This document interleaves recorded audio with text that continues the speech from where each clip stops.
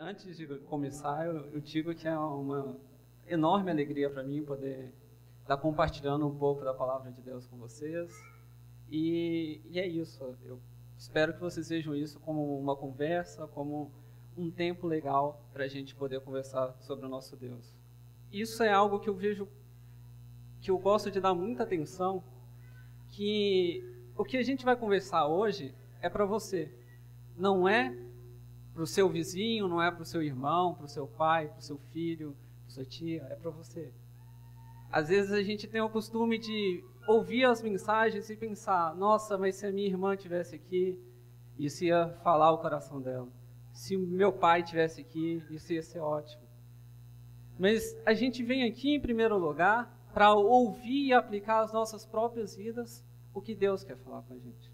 Em um segundo momento, claro, Deus vai aplicar o que a gente aprendeu às outras pessoas, mas primeiro tem que ser aplicado à nossa própria vida. Então, em todos os momentos, tente aplicar o que a gente vai conversar à sua própria vida, como eu também estou tentando aplicar à minha própria vida.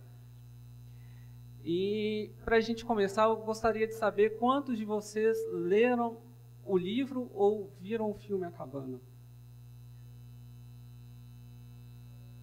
Parece aqui que pelo menos 90% da igreja entende bem essa relação. E é a partir disso que nós vamos falar, vocês já sabem. Eu vou fazer um paralelo com vocês do livro, do filme e de outra coisa que aconteceu real. Às vezes, quando a gente vê um filme, a gente fala, nossa, que legal, isso é emocionante, isso é inspirador, mas falta um link daquilo com a vida real. Como que isso acontece na vida real? Então, eu vou mostrar para vocês um caso em que aconteceu essa cena de perdão. Como o livro, como o filme A Cabana, essa cena emocionante de perdão, o perdão de Deus, o perdão com o humano, aconteceu realmente. Para alguém receber esse perdão completamente, precisa de 3 passos. O primeiro passo é essa pessoa ser perdoada por Deus. É aí que começa a trajetória dela. Mas não somente isso. Depois, ela precisa perdoar os outros, ela precisa pedir perdão. Mas isso também não é tudo. Isso não é tudo que a Bíblia nos chama a fazer. Nós também somos convocados a ser agentes de transformação.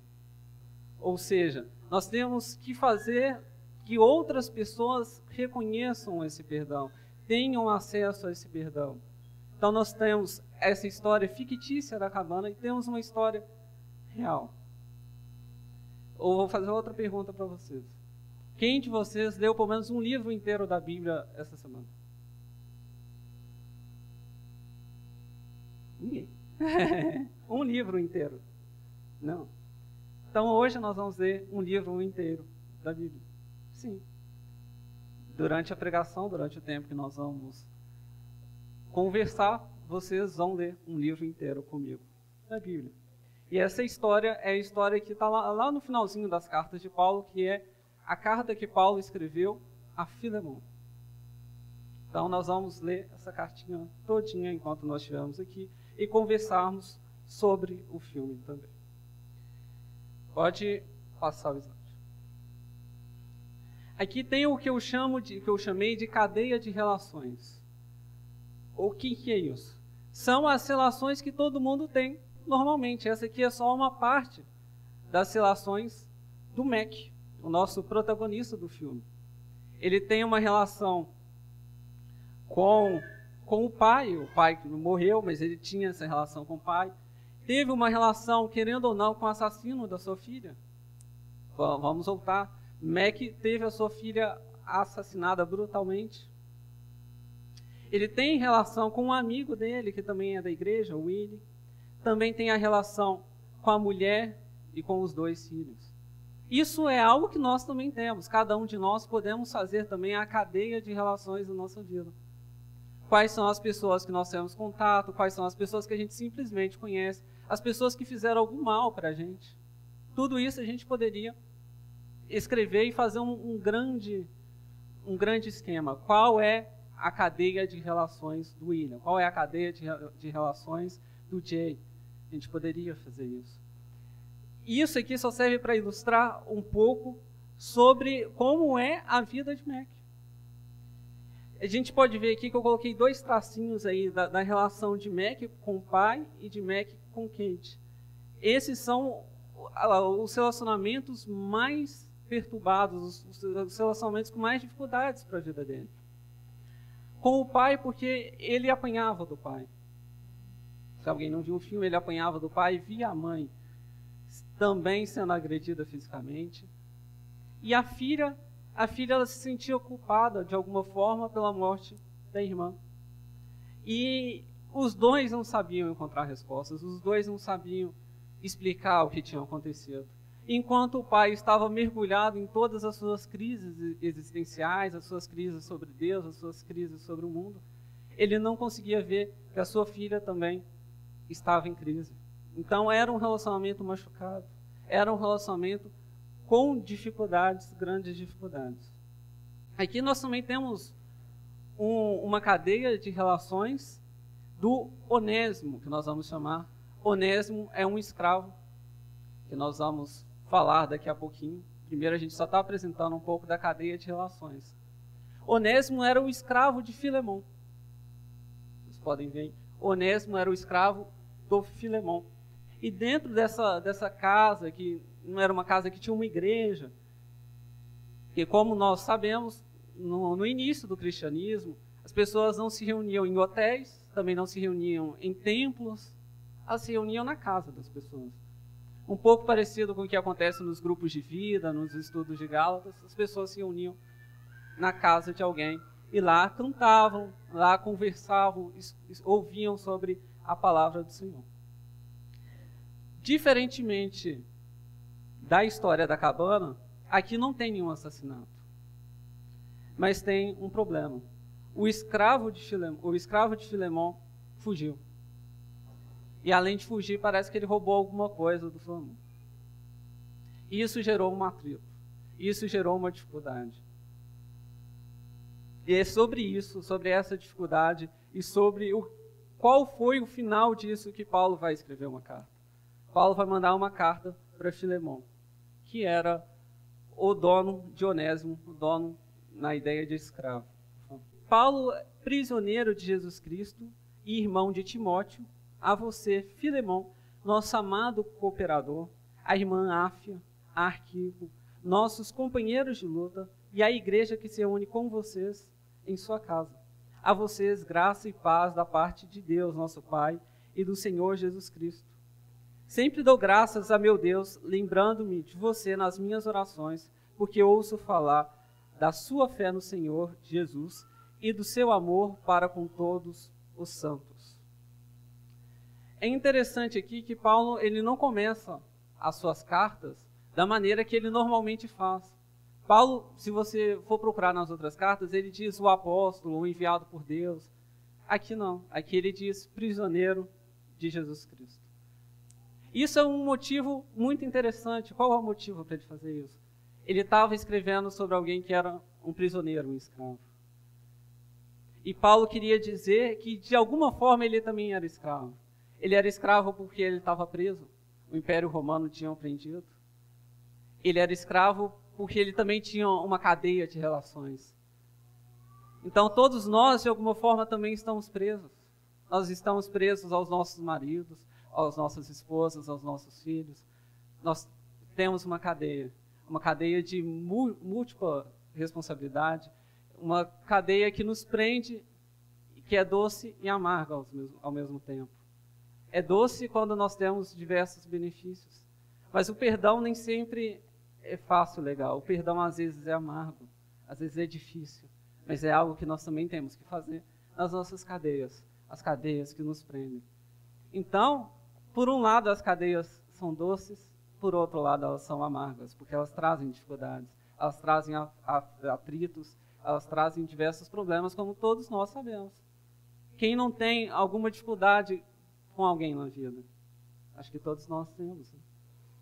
Mas é sobre isso que o filme A Cabana, que o livro A Cabana, que a carta também a Filemão veio a dizer como nós vamos enfrentar esses problemas. como nós vamos responder aos diversos atritos que vão acontecer.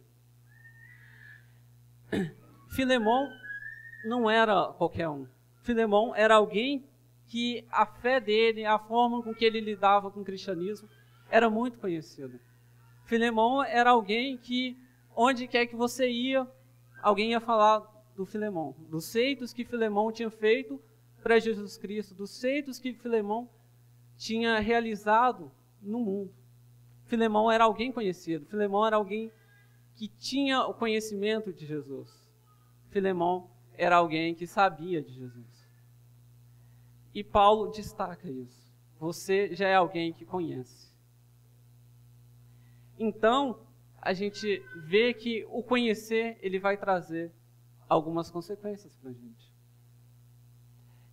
Pode passar. Esse mesmo conhecimento, ele começa com Paulo. Paulo, aqui em Gálatas 1, no texto de Gálatas 1 que eu coloquei para vocês, ele conta um pouco da sua história. Eu vou ler um pouco para vocês, que acho que está um pouco pequeno.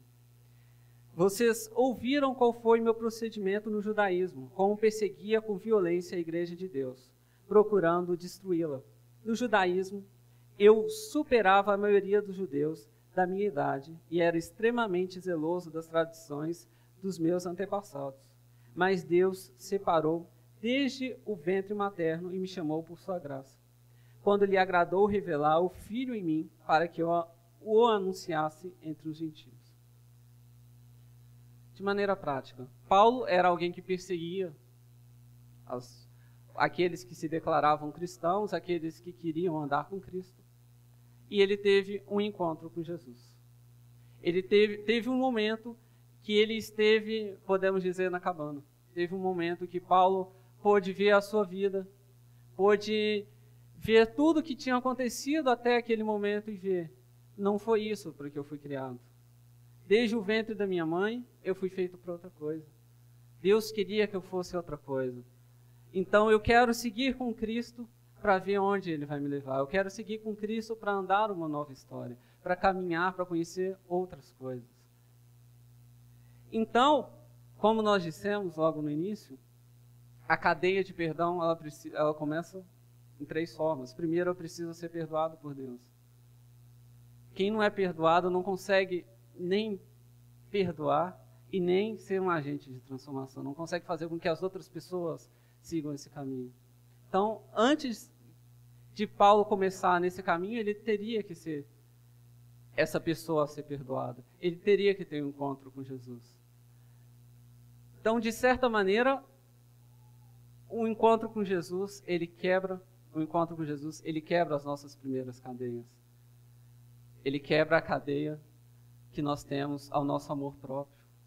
Ele quebra as nossas cadeias com o egoísmo, com as nossas próprias escolhas. Mas não nos deixa livre para qualquer coisa, nos deixa livre para andar num caminho diferente. E é aí que nós nos prendemos a outras coisas. Porque ter liberdade para fazer o que quiser não passa de anarquia. Vocês já imaginaram se o Brasil não tivesse nenhum governo? Será que teríamos plena liberdade se matar não tivesse nenhum tipo de punição? Será que teríamos liberdade de ir e vir? Então, a falta de uma lei para nos guiar não é liberdade. Não chega nem próximo de liberdade. A existência de lei para nos guiar, ela pode ser a nossa própria liberdade. E é isso que Paulo descobre. Paulo descobre que ele seria colocado em um outro tipo de corrente, uma corrente do amor. Ele descobriu tudo isso para que o Filho fosse revelado, para que outras pessoas tivessem o contato que ele teve e modificação de vida. E é por isso que ele pode escrever essa carta que ele está escrevendo. Ele pode escrever para outras pessoas perdoarem a outras pessoas, porque ele foi perdoado. Ele perdoou pessoas, ele foi perdoado por outras pessoas, e primeiro ele foi perdoado por Deus. Sem esse primeiro passo, a gente não consegue entender como a relação de perdão pode ser vista por aí. Só podemos perdoar se tivermos perdão. No filme da cabana, a gente vai voltar daqui a pouco ao Mac, mas no filme da cabana, algo que é interessante, que primeiro ele precisa de encontrar com a Trindade, para depois ele entender as coisas que estavam acontecendo. Primeiro ele tinha que ter os primeiros contatos com Deus, para que ele pudesse perdoar o assassino de sua filha, ele pudesse perdoar o seu pai, ele tinha que ter esse contato.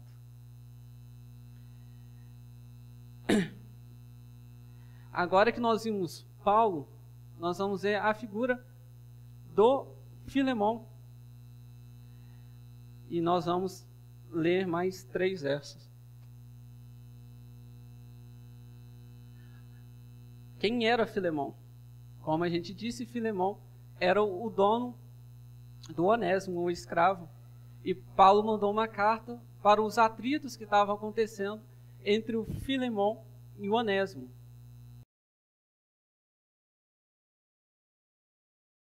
Oro para que a comunhão que procede da sua fé seja eficaz no pleno conhecimento de todo o bem que temos em Cristo.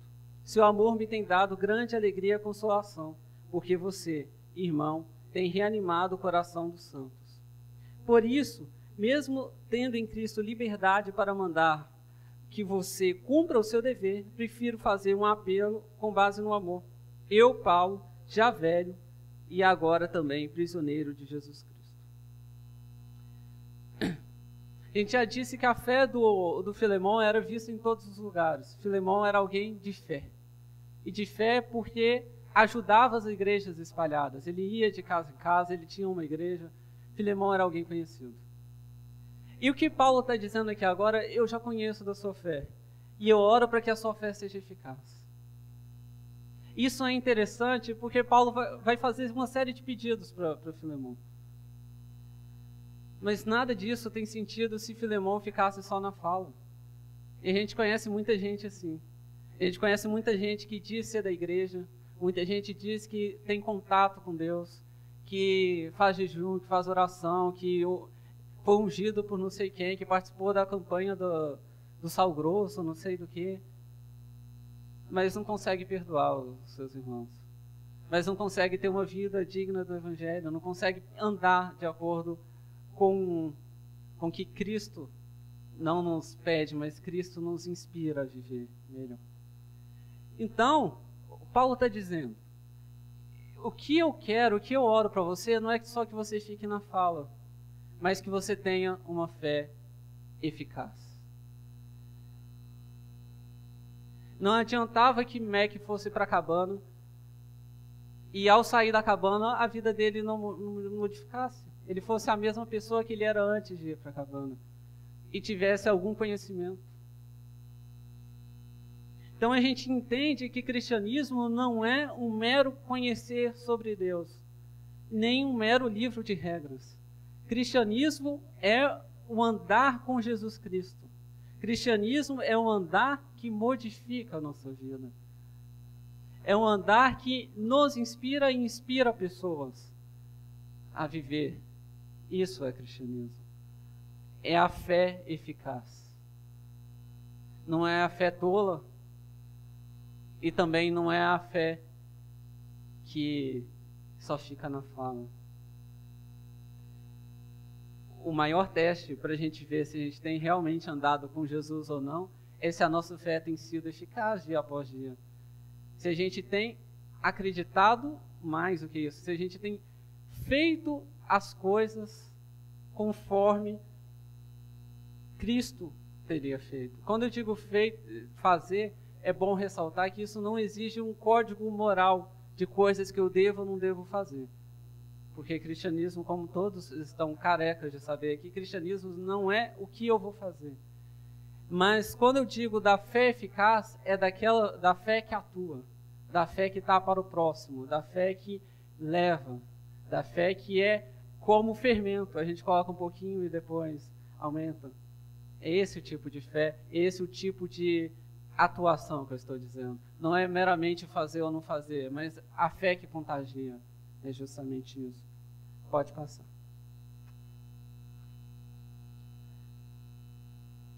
Então, Filemão precisa entender que os dons que foram dados para ele precisa ser algo que espalha para a vida e não algo que fica somente no conhecimento.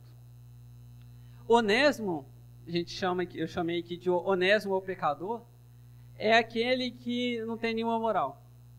Onésimo é o cara que todo mundo sabe que ele não é uma pessoa muito boa. Primeiro que os escravos já não eram tidos em boa conta. Se é escravo é porque é uma pessoa ruim. Normalmente não se tinham os escravos como alguém de bom comportamento. A gente pode encontrar falas, por exemplo, de que cada 100 escravos, apenas um tinha uma condição moral minimamente respeitável pela sociedade. E Onésimo era isso. Onésimo era um escravo e, além de escravo, ele parece que era ladrão. Como os escravos faziam antes de fugir dos seus donos, eles levavam alguma coisa. Já que eu vou sair, eu não vou sair de mão vazia. Vou levar alguma coisa para que eu tenha um mínimo de condição de sobreviver lá fora. É isso que acontece. Não adianta eu apenas ser livre. Isso aconteceu no Brasil. A partir de diante não tem mais escravidão. Tá bom, todo mundo sai. E eles vão viver de quê? Qual vai ser o emprego deles?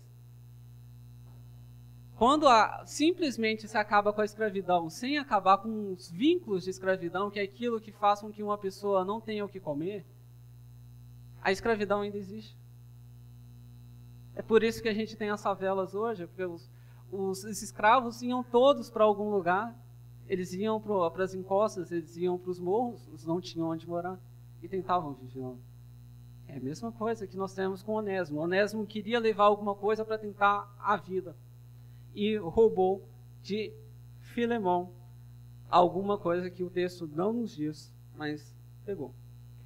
Só que as cadeias das nossas vidas, elas são muito interessantes. Porque de uma hora para outra, a relação que a gente tem com alguém vira 180 graus. Uma pessoa que a gente tinha grande estima nos faz grande mal e a gente fica muito magoado. Uma pessoa que a gente fica muito magoado tem uma transformação de vida incrível. Aí a gente tem duas opções. Fala que aquilo é mentira, né? As pessoas normalmente dizem, né? Agora diz que virou crente, né? Como agora, depois que fez tudo errado, diz que virou crente e agora todo mundo pode aceitar, todo mundo aceita. Essa é uma opção, a gente dizer que a pessoa disse caminhar com Jesus para que os pecados dela fossem esquecidos por todo mundo. Ou então a gente tem uma nova visão dessa pessoa que tem um laço com a gente. E algo muito inesperado acontece para Filemão. Filemão era amigo de Paulo. Filemão era alguém que tinha contato com Paulo. E o escravo vai embora. Tudo bem. Nunca mais ouvi falar desse escravo. Eu queria meu escravo de volta. Dei dinheiro nesse escravo, mas tudo bem.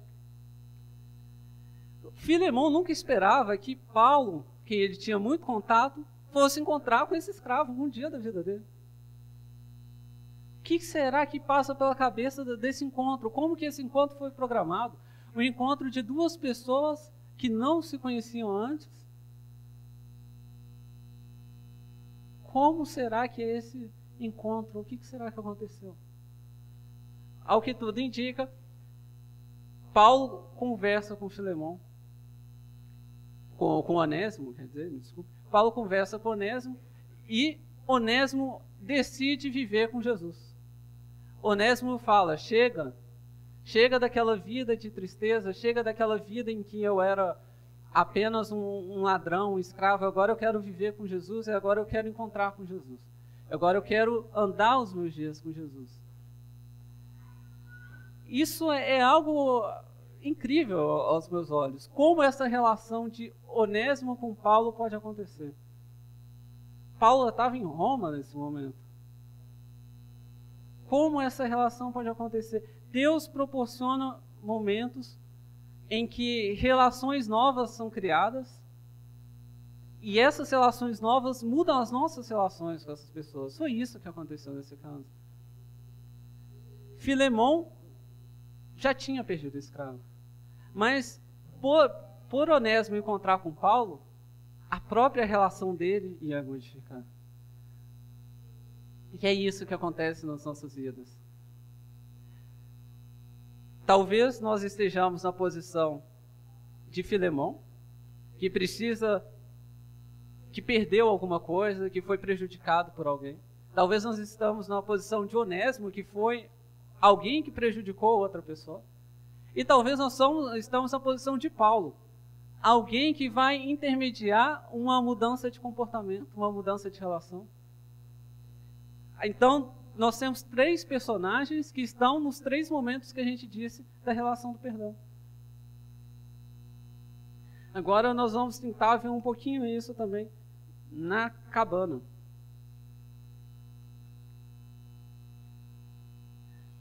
Aqui eu disse que o Mackenzie é o crente. Ele frequentava a igreja, mas o frequentar da igreja dele, o ir aos cultos, não fazia com que ele tivesse, de fato, uma relação com Cristo. Mackenzie não era alguém que tinha uma relação com Cristo. No filme, disse que a mulher dele tinha uma relação com Cristo, não ele.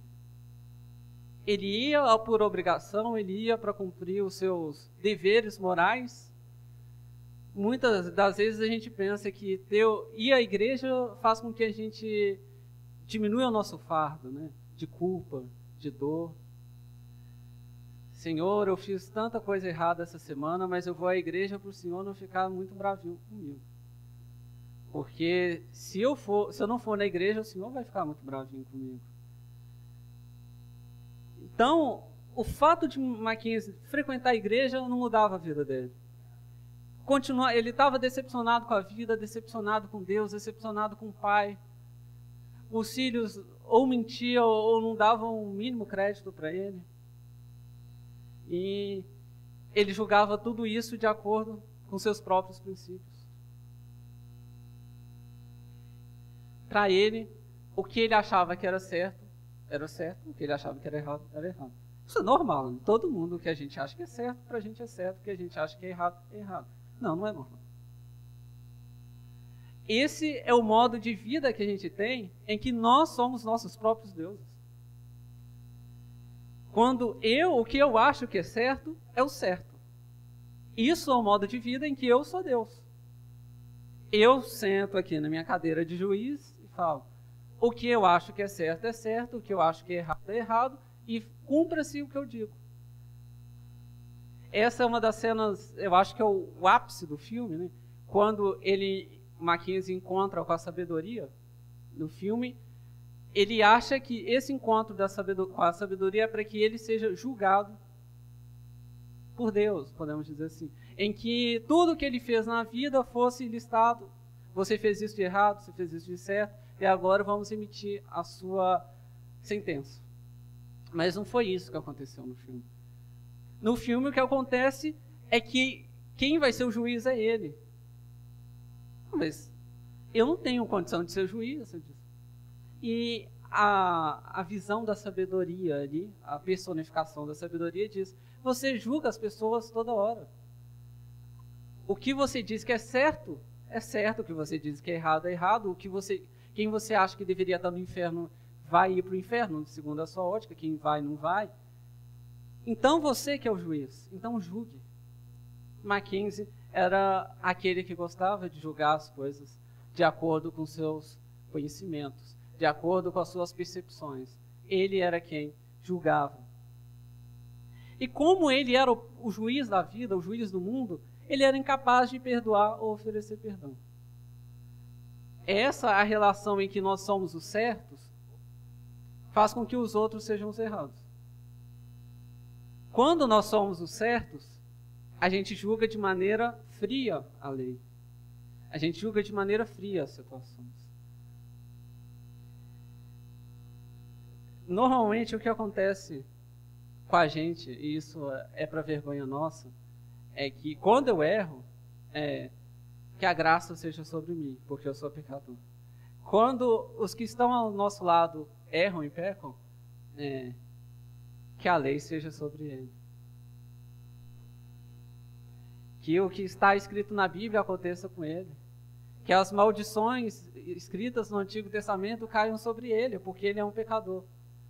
Quando somos nós que estamos naquela situação, que o sangue de Jesus seja sobre mim, que a misericórdia de Deus esteja ao meu alcance.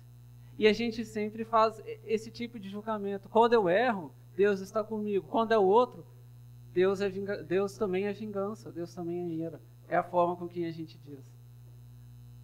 Deus perdoa a gente, os outros não. É a nossa percepção. E por isso, como a gente tem essa ideia de que Deus perdoa a gente, mas os outros Ele julga com sua ira mortal, a gente não perdoa. A gente faz questão de manter as dificuldades que as pessoas impuseram em nossa vida. Pode passar. Mas, diferentemente disso, a gente tem pelo menos 3 motivos para perdoar.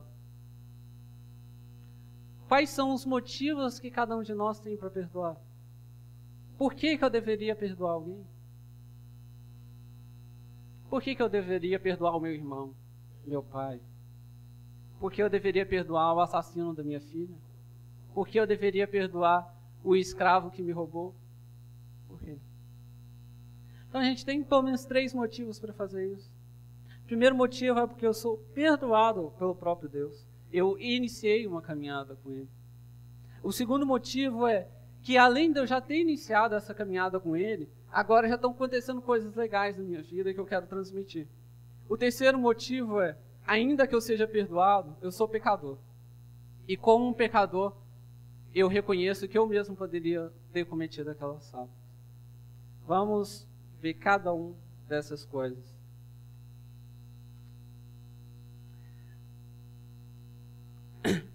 Perdoar é muito mais do que uma obrigação.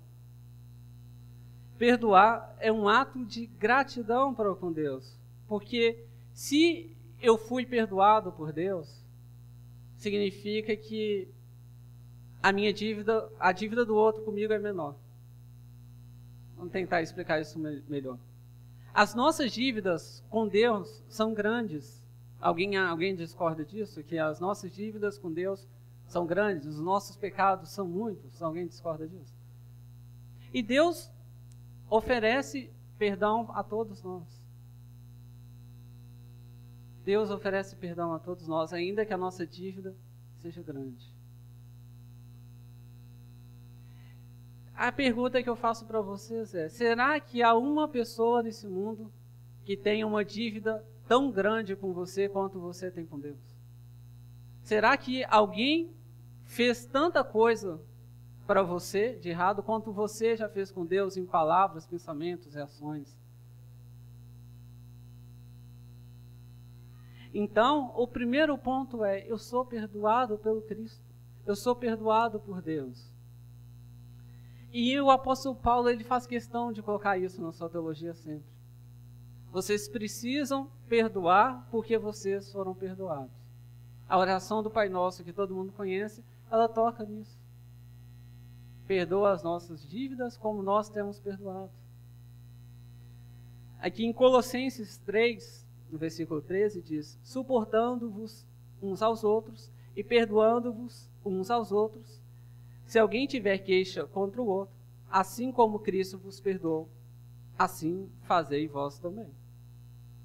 O outro texto diz, em Efésios 4, antes sede uns para com os outros benignos, misericordiosos, perdoando uns aos outros, como Deus também vos perdoou em Cristo.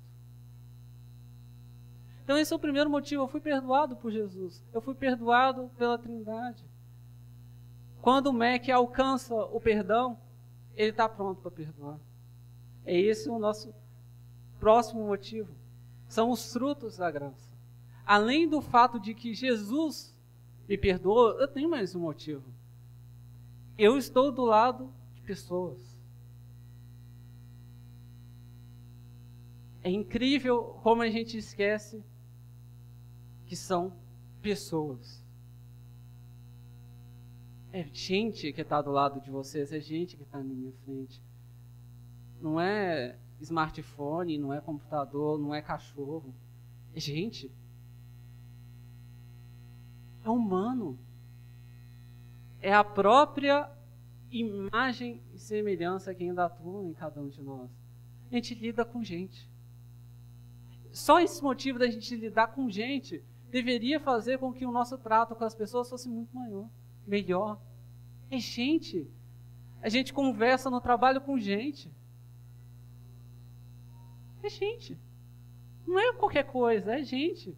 Só do fato de ser humano deveria fazer dar mais valor para as pessoas. E que tem eu coloquei uma citação de um autor que eu gosto, C.S. Lewis, e a precisão com que ele disse essas palavras, eu não teria para dizer. Eu vou ler para vocês e depois vou dar um pequeno comentário. É muito sério viver em uma sociedade constituída por possíveis deuses e deusas. Lembrar que a mais desinteressante e estúpida das pessoas com quem falamos pode, um dia, vir a ser alguém que, se víssemos agora, nos sentiríamos fortemente impelidos a adorar. Ou, quem sabe, a personificação do horror e da corrupção só vistos em pesadelos. Passamos o dia inteiro ajudando uns aos outros, de certo modo, encontrar um desses dois destinos. Não existe gente comum. Você nunca falou com um simples mortal. As nações, as culturas, as artes, as civilizações, essas são mortais. E a vida deles está para a nossa como a vida de um mosquito. Mas é com criaturas imortais que brincamos, trabalhamos ou casamos. E a elas que desdenhamos, censuramos ou exploramos. Horrores imortais ou esplendores perenes. E a nossa caridade deve ser um amor autêntico e precioso que se ressinta fortemente do pecado, mas ama o pecador. Não mera tolerância ou indulgência que parodiam o amor, como a levianidade parodia a alegria. O que é isso que Deus disse? As pessoas com quem a gente encontra todo dia, elas poderão ou estar conosco no reino celestial, ou poderão amargar das consequências da vida dela. Imagine que a pessoa que você mais desdenha agora, imagine que a pessoa que você acha que é a pior pessoa do mundo, se torne essa pessoa que vai ter total comunhão com Deus. E essa pessoa viesse hoje ao seu encontro, com seu aspecto de glória, irradiando glória porque esteve com Cristo, estava com Cristo. Você pensaria, primeiro, que coisa mais linda, eu quero adorar essa pessoa porque essa pessoa é Deus. Como acontecia um pouco no Antigo Testamento, né? Que os anjos iam, ou representantes enviados de Deus, e essas pessoas se sentiam impelidos a adorar, ou então achavam que iam morrer porque tinham visto a Deus. Outra coisa que a gente ia pensar é, quão pouco valor eu dei a essa pessoa quando ela estava do meu lado. Ao contrário, essa pessoa poderia ser aquilo que a gente só viu nos nossos pesadelos, de tanto horror. E a gente poderia pensar, isso também pode ser culpa minha, porque eu dei pouco valor a essa pessoa, eu dei pouca atenção. Eu não estive com ela o tanto que eu deveria estar. Então, é gente. Pode passar. É gente. A gente lida com gente. A gente lida com funcionário, a gente lida com questões que nós temos subordinação. A gente lida com irmãos, com questões familiares. Mas é tudo gente. Pode ser a pessoa mais chata. Pode ser o Temer. É gente.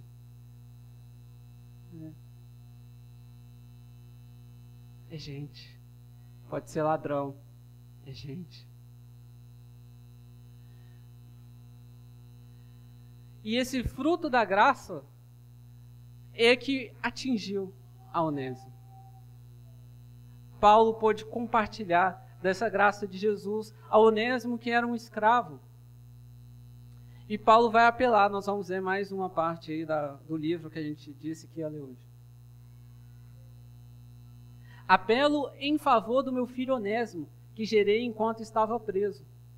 Ele antes era inútil, mas agora é útil, tanto para você quanto para mim. Mando-o de volta como se fosse meu próprio coração.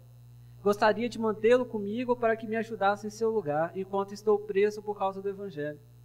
Mas não quis fazer nada sem a sua permissão, para que seu favor que fizer seja espontâneo e não forçado. Onésimo era, como a gente disse, alguém em que a sociedade não dava nenhum crédito, mas era gente. E o apóstolo Paulo também era alguém que tinha feito muita coisa errada, como a gente viu no passado. O apóstolo Paulo mandava matar as pessoas, colocar na cadeia. O apóstolo Paulo se conhecia muito bem, a gente vai falar isso daqui a pouco. Mas agora, como ele se conhecia, ele pensava, eu posso ser o agente de modificação da vida de Onésimo. Pode ser eu a pessoa que Deus enviou para que a vida de Onésimo seja completamente modificada. A gente tem adolescentes aqui, e isso tem que ficar claro, que adolescentes também podem ser essas pessoas de modificar a vida de outras pessoas. Adolescentes são canais também de Deus. Fernando disse isso outra semana, os adolescentes não são o futuro do país, eles são o presente. Então, o apóstolo Paulo viu a chance de modificar a vida de Onésimo pelo poder do Espírito. E foi isso que aconteceu. Onésimo começou a caminhar com Jesus. Onésimo viu que o perdão tinha brotado no coração dele. E não só o perdão, mas o rancor que ele tinha caiu. Com certeza Onésimo era do tipo de pessoa que olhava, que sociedade injusta.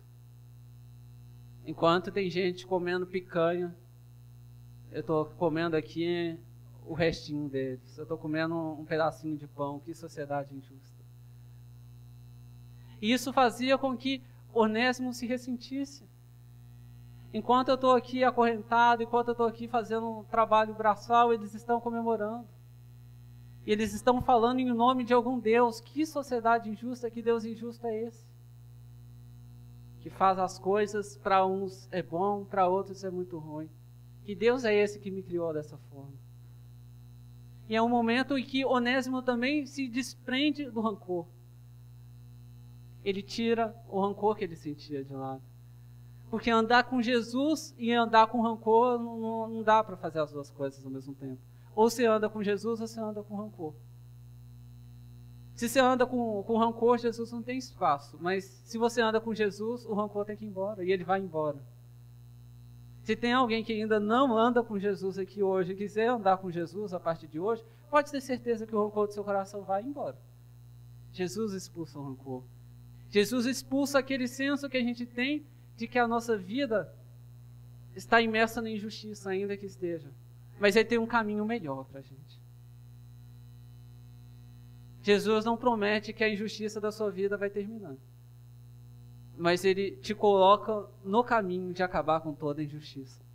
Até que ele mesmo volte para inaugurar o reino sem injustiças.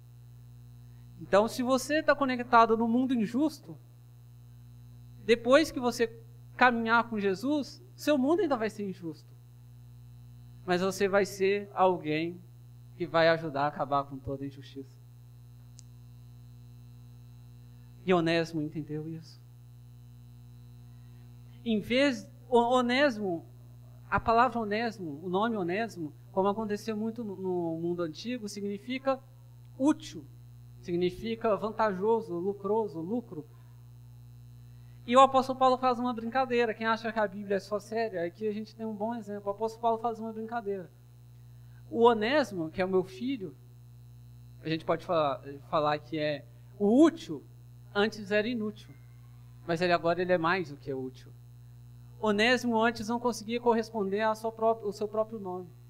Hoje a gente nem liga, né? Hoje a gente coloca o nome porque achou bonito, mas antes os nomes eram dados como uma forma de qual será a personalidade da pessoa no futuro.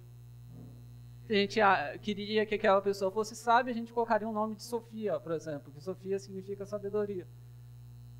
E o nome dos escravos também tinha alguma relação com isso. Como ele era escravo e tinha uma relação comercial apenas, coloca o nome de Onésimo, porque Onésimo significa útil. Então esse aqui vai ser útil para você. Ele poderia ser útil como escravo. E parece que mais ou menos, né? Porque ele não era tão bom como escravo. mas ele não era nem um pouco útil para o cristianismo, ele não era nem um pouco útil para a vida das pessoas, em geral, a comunhão das pessoas. Mas o apóstolo Paulo está dizendo aqui, não, agora ele não é mais inútil. Agora ele é onésimo, agora ele é útil, agora ele é mais do que útil. Agora ele entendeu que a vida dele é útil. Ele entendeu que a vida dele não é só os dias passando por aí. Ele entendeu que a vida dele não é só trabalhar. E acabou. Ou então, para as mães, entender que a vida também não são só os filhos.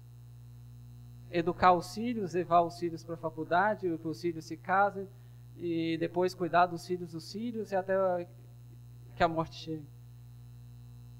A vida de utilidade, a vida de Onésimo, é entender que a nossa vida é muito maior do que a gente mesmo.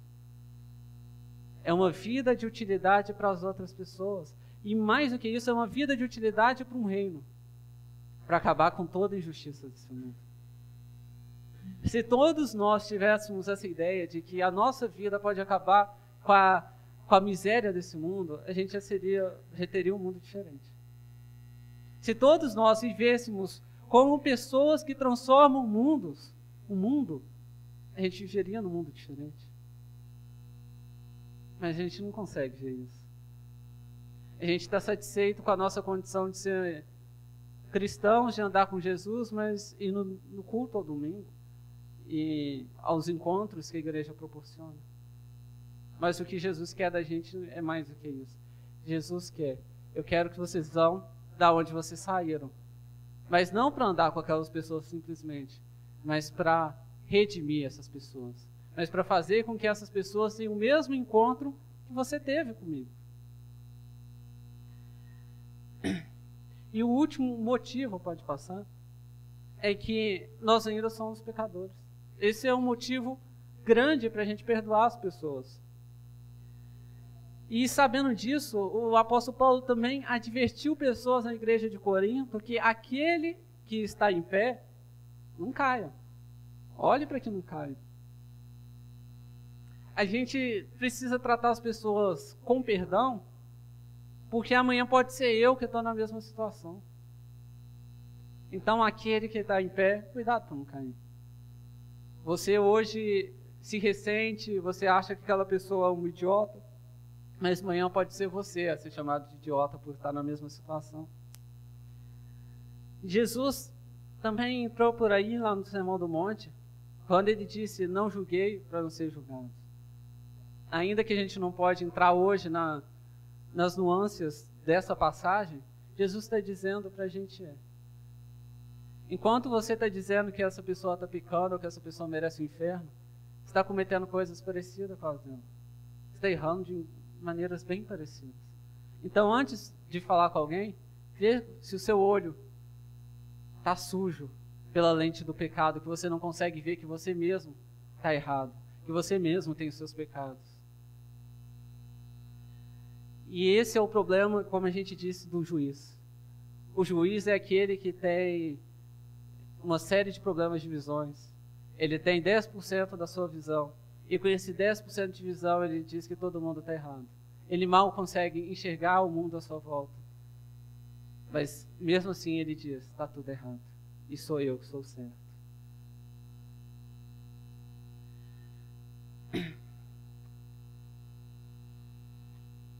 A gente viu quais são os frutos. Por que eu deveria perdoar alguém? E agora a gente vai ver por que, pode passar? Por que eu fazer isso? Quais são os frutos? Por que eu devo fazer isso? O que a minha vida demonstra quando eu perdoo?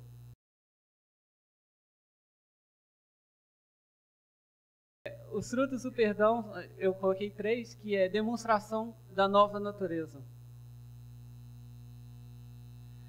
Isso para mim fica muito claro na cabana, já no final do filme, quando Mac pede para sua filha vir. Eu quero conversar com minha filha. Antes de ter o encontro com a Trindade, eu só me importava comigo. Eu só queria saber o que eu pensava, quais eram as minhas dores, qual era o meu mundo, quais eram as minhas dificuldades. Quando eu encontro com Cristo, eu quero saber da sua dificuldade. Por que você está triste? Por que você não está feliz? Qual é o motivo das suas angústias? Essa é a grande modificação.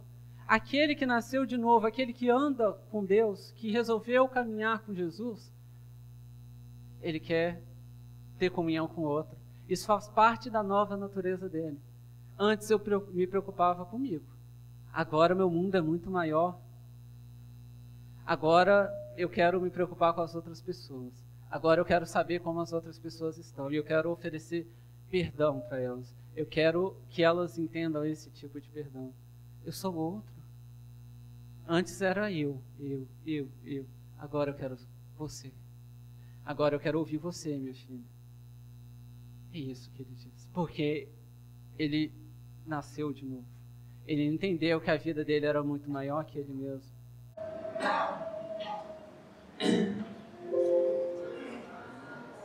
Um outro motivo é reconciliação.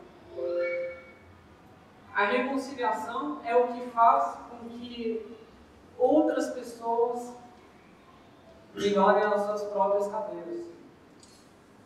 Se eu, como filho, vejo que os meus pais estão brigados, que os meus pais estão sem se entender, eu posso ser agente dessa reconciliação e a gente deve ser isso.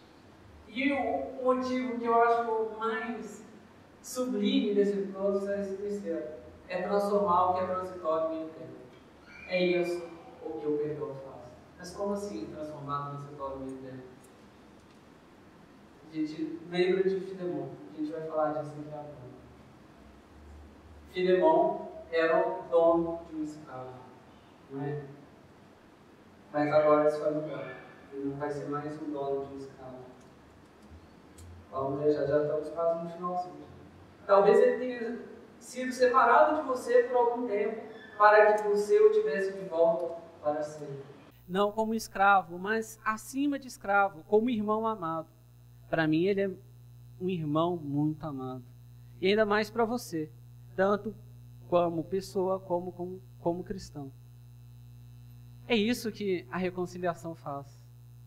Ela transforma vínculos que são apenas profissionais, vínculos que são apenas familiares, vínculos que são apenas de amizade, em coisas que são muito maiores do que isso. Antes ele era um escravo, ele tinha um dono. Agora, Cristo o colocou em igualdade de condições. Ele é irmão de Filemon. Ele é irmão. Isso não significa que ele não fosse mais escravo, isso é uma discussão muito mais ampla. Mas isso significa que o olhar mudou. Antes a gente olha por aquilo que é simplesmente terreno, por aquilo que a gente vê. Ele é meu funcionário, ele é meu empregado, ele é meu filho, ele é meu subordinado. Mas o Evangelho nos mostra outra forma de enxergar as coisas. Quando a gente vê as pessoas como irmãos, como é o caso. Se eu sou funcionário, é algo que pode ser ou pode não ser. Amanhã, o meu chefe pode ser o meu empregado. As coisas podem mudar, eu posso ter uma grande empresa e quem era o meu chefe hoje vai ser meu empregado. Isso pode mudar. As condições familiares, elas também não são eternas. Eu não terei mulher quando Cristo voltar. São condições passageiras. As condições geográficas também são passageiras. Eu moro no Brasil, mas posso não morar. E tem coisas que são muito maiores do que isso. Os nossos laços eternos, os nossos laços espirituais, porque esses não mudam. Se você é minha irmã, vai ser a minha irmã hoje, amanhã, depois de amanhã. Quando Cristo voltar, ainda vai ser minha irmã. Então o perdão nos conecta com coisas que são muito maiores do que as nossas relações aqui. O perdão nos coloca com laços espirituais e eternos. Qual que é a aplicação disso? Quando a gente vai trabalhar, a gente pode ver o funcionário como mais de um funcionário, a gente pode ver o funcionário como um irmão. E se ele não estiver caminhando com Cristo, a gente pode agir para que Ele seja. Para que Cristo brilhe em nós e Ele seja nosso irmão. Vocês conseguem ver isso? É transformar aquilo que é simplesmente transitório em eterno. É aproveitar as transições das nossas vidas para levar coisas que não passam.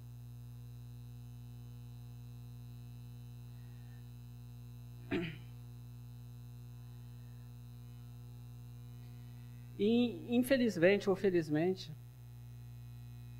quando a gente perdoa, alguém tem que assumir o dano. E é isso que acontece aqui. É a última passagem que a gente está lendo, depois só são as saudações. Então, vocês podem dizer que esse final de semana eu li um livro da Bíblia. Assim, se você me considera companheiro na fé, receba-o como se estivesse recebendo a mim. Se ele o prejudicou em algo ou lhe deve alguma coisa, põe na minha conta. Eu, Paulo, escrevo de próprio punho, eu pagarei. Para não dizer que você me deve a sua própria pessoa. Sim, irmão, eu gostaria de receber de você algum benefício por estarmos no Senhor. Reanime o meu coração em Cristo. Escrevo-lhe, certo que você me obedecerá, sabendo que fará mais do que eu peço. Além disso, prepare-me um aposento, porque graças às suas orações espero ser restituído a você. Se vocês querem ser agente de perdão, se a gente quer ser agente de perdão, a gente tem que estar preparado também para perder. Sempre. Se alguém te machucou, dizer, não, esquece aquilo não. Pode esquecer. Meu coração foi consolado em Cristo, você não me deve mais nada. Você não precisa ficar pedindo desculpa após desculpa e querendo reparar seu erro, não. Você não precisa disso. Você pode ir além disso e dizer, vocês dois estão brigando porque um te roubou? Tá, mas quanto ele te deve? Ah, ele me deve R$100. Tira da carteira e dá. É isso que Paulo está dizendo. Paulo está dizendo, eu te pago. Filemão, quanto que ele está te devendo? Põe na minha conta. Põe na minha conta que eu pago. Paulo, ele diz, eu não acredito que você vai ter coragem de cobrar isso de mim. Porque eu acho que você me deve até a sua própria vida. Porque eu tenho feito muita coisa por você. Mas se quiser, põe na minha conta que eu vou pagar, não tem problema com isso. O que eu quero fazer é que as relações de vocês sejam diferentes. O que eu quero fazer é que vocês todos alcancem o perdão múltiplo. O perdão em que um perdoa o outro. O perdão em que um se torna agente de perdão de outras pessoas. É isso que eu quero de vocês. Quando a pessoa passa de pecador para andar com Jesus, depois ela perdoa os outros e depois ela passa a ser agente de perdão. Não foi isso que a gente viu? Então, nessa relação, a cadeia, ela muda um pouco. A cadeia de relações agora ela é um pouco diferente. Veja que tem Cristo na cadeia. Antes não tinha esse Cristo. Por quê? Porque Filemão tem uma cadeia com Onésimo, saudável. Mas essa cadeia é só saudável por causa de Cristo. Quando Filemão agia de forma impiedosa com Onésimo, se isso aconteceu, Onésimo pensa, isso está na conta de Cristo. Cristo morreu por Filemão. Então, se Filemão algum dia me bateu quando não deveria, isso foi para a conta de Cristo. Cristo, quando morreu, morreu pelo pecado de Filemão, além de ter morrido pelo meu. Então, isso está na conta de Cristo. Quando o próprio Filemão lembra de Onésimo, fala, realmente eu fui roubado. Realmente, Onésimo não deu atenção ao tanto carinho que eu dei para ele. Eu tratava como um escravo, mas diferente do que o mundo tratava Onésimo, diferente do que os outros tratavam. Eu tratava com mais humanidade, mas mesmo assim, ele me roubou e fugiu. Mas isso está na conta de Cristo. Cristo morreu pelos pecados de Onésimo. E é a mesma coisa que a gente deveria fazer. Quando nós somos magoados, quando nós somos prejudicados, colocar tudo isso na conta de Cristo. Alguém te trouxe algum dano? Coloque isso na conta de Cristo. Pode passar. Agora a gente vê também as cadeias de relações do MEC. Também há Jesus no meio de cada uma dessas relações. Ele pôde perdoar o seu pai. Ele pôde perdoar o assassino da sua filha. Ele pôde agir com misericórdia com a sua própria filha. E a sua filha agir com misericórdia com ele também. Porque Jesus é uma faca de dois gumes. É para lá e para cá. Quando nós temos relações com pessoas que caminham com Jesus, elas se perdoam muito. Não é só eu que perdoo a Marisa. Marisa me perdoa. Por causa de Jesus. Porque os meus pecados, o prejuízo que eu dei para ela, foi lançado na conta de Jesus. Não existe mais. Não existe mais. Pode passar. Para encerrar e para a gente praticar, gostaria que vocês pensassem, e que eu pensasse agora, qual é a fonte para ser considerado perdoado por Deus, para perdoar os outros e para agir como instrumento de perdão nos conflitos dos outros? Se vocês querem se sentir perdoados por Deus, se vocês querem perdoar outras pessoas, você talvez diga, não, eu me sinto perdoado por Deus, mas hoje eu ainda não consigo perdoar outras pessoas. Talvez você diga também, tá bom, eu já sinto que sou perdoado por Deus, eu sou perdoado por Deus, tenho consciência disso. Já perdoo as pessoas que estão ao meu alcance, mas eu quero ir além. Eu quero ver conflitos que acontecem no meu dia a dia e intervir para mostrar todo esse amor de Deus. Qual é a fonte disso tudo? Da onde que vai sair? Será que é de você mesmo? Será que é você que vai ser uma pessoa melhor para produzir tudo isso, para produzir perdão para si mesmo e para as outras pessoas? Não. Você se sente perdoado? Você acha que todas as coisas que você fez de errado estão perdoadas por Deus? Ou você vê Deus como um juiz injusto que a qualquer momento vai te pegar? Você vê que Deus, você não sabe o que vai acontecer no futuro. Se pergunta, você se sente perdoado por Deus? Eu diz, só quando eu morrer que eu vou saber. Ainda não sei. Você não sabe o que vai acontecer? E se fosse você? Você perdoaria o escravo, o ladrão que você tinha? Ou o assassino da sua filha?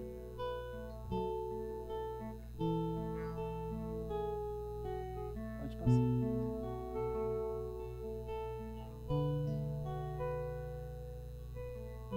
As cadeias da graça, elas não são uma invenção do século XXI, nem a história do primeiro século. As cadeias da graça, elas são existentes em toda a história da humanidade. Em algum momento, tudo isso tinha que acontecer. Lá no início, diz a Bíblia que houve um assassinato entre irmãos. Houve culpa, houve dano. Essas cadeias de um ser prejudicado, um prejudicar o outro, elas não são do filme acabando. E não são dessa história que a gente contou de Filemão e Onésimo. Elas sempre existiram. Desde quando o mundo é mundo. Vocês querem mudar isso? Porque eu quero. Eu quero ser diferente. Eu quero que perdão saia da minha boca. Eu quero que perdão saia dos meus olhos, assim, iluminando as pessoas. Vocês querem isso também? Se vocês querem isso também, Jesus diz algo para vocês. Bem-aventurados os que têm fome e sede de justiça, porque eles serão fartos. Você quer que o mundo seja mais justo? Você quer que o mundo se encha de tudo isso que a gente falou hoje? Desse perdão, que as pessoas não tenham mais medo, que as pessoas não tenham mais angústia, que as pessoas queiram viver por liberdade, por amor. Vocês querem isso?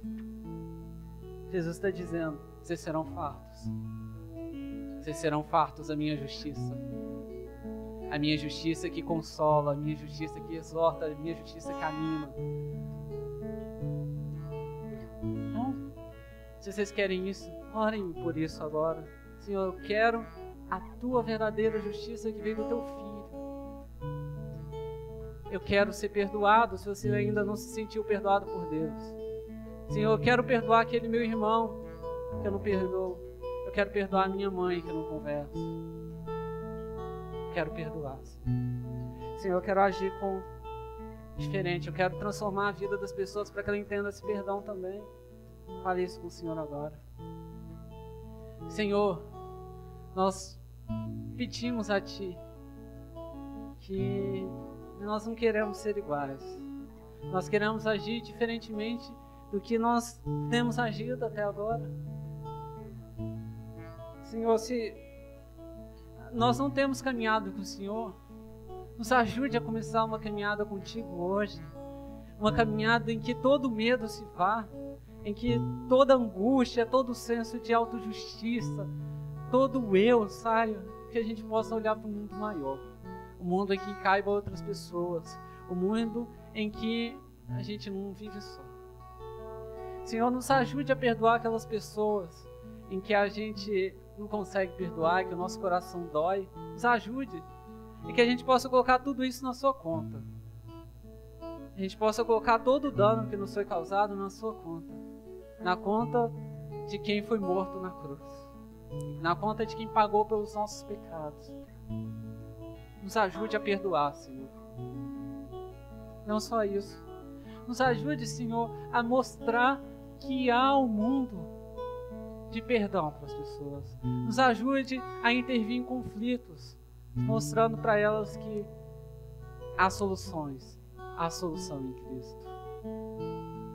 Venha em nós, atue em nós, nos ajude nessa caminhada a encontrar o teu perdão, a encontrar perdão para outras pessoas e ajudar outras pessoas também a entrar nessa caminhada, Senhor. É o que nós te pedimos, no nome do amado Senhor Jesus Cristo. Amém.